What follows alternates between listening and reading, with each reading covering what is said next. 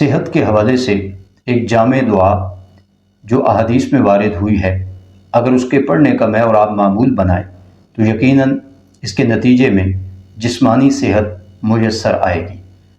وہ دعا یہ ہے: اللہم عافنی فی بدنی، اللہم عافنی فی بصری، اللہم عافنی فی سمعی، لا الہ الا انت۔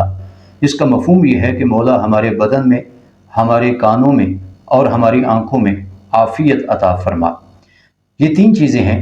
بدن کے حوالے سے عافیت اور صحت طلب کی گئی ہے، اور اس کے ساتھ ساتھ قوت سماعت اور قوت بصارت، جو بہت ہی زیادہ بنیادی ضرورتیں ہیں، ان میں عافیت اور صحت کا اپنے پروردگار سے سوال کیا گیا ہے۔